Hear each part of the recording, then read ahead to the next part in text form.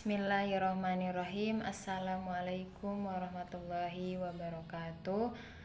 Perkenalkan, nama saya Anabila Rahma. Saya dari kelas PAI 2D.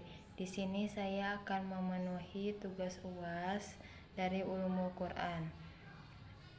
Oke, langsung saja. Di sini definisi Ulumul Quran ini, kalau menurut bahasa itu terbagi menjadi dua, yaitu terdiri dari ulum dan Al-Quran. Nah, menurut bahasa, ulum itu yaitu ilmu, sedangkan Al-Quran itu kitab suci umat Islam, yaitu Al-Quran. Kalau misalnya didefinisikan, ulumul Al-Quran ini yaitu ilmu yang mempelajari tentang Al-Quran. Nah, yang belajar Al-Quran itu misalnya seperti pembukuan Al-Quran, terus cara penulisan Al-Quran, dan gimana caranya dari gaya penulisan Al-Quran. Nah, di sini yang akan saya bahas yaitu tentang asbabun nuzul, nuzulul Quran, dan fawatihus suwar. Di sini saya akan menjelaskan asbabun nuzul. Asbabun nuzul ini adalah sebab-sebab turunnya setiap ayat. Misalnya ayat Al-Alaq. Al-Alaq itu kan bacanya Al-Alaq ayat 1 sampai 5. Misalnya Iqra bismi rabbikal ladzi khalaq. Nah, di situ artinya kan bacalah. Maksud dari bacalah itu asbabun nuzulnya mungkin yaitu bacalah situasi kepada Nabi Muhammad.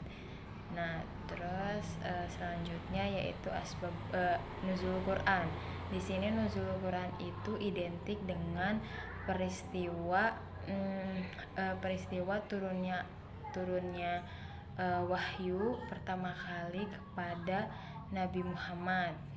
Lalu itu juga menjadi proses turunnya Al-Quran. Nah, itu awal penurunannya wahyu ilahi tadi surat Al-Alaq ayat 1 sampai 5 saat Nabi Muhammad sedang ada di Gua Hira. Di Gua Hira barulah ketemu malaikat Jibril. Nah, disitulah wahyu pertama diturunkan oleh malaikat Jibril kepada Nabi Muhammad. Selanjutnya yaitu fawatihus suwar.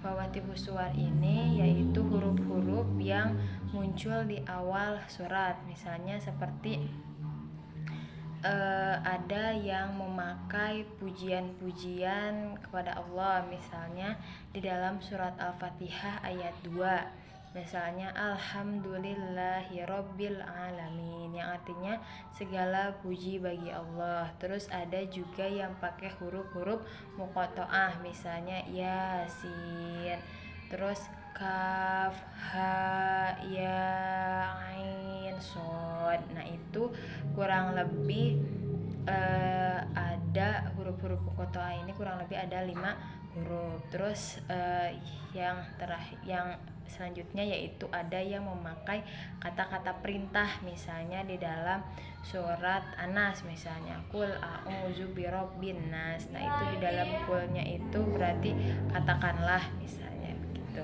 dan lain sebagainya. Mungkin sekian dari mungkin sekian dari saya, kurang lebihnya mohon maaf. Wassalamualaikum warahmatullahi wabarakatuh.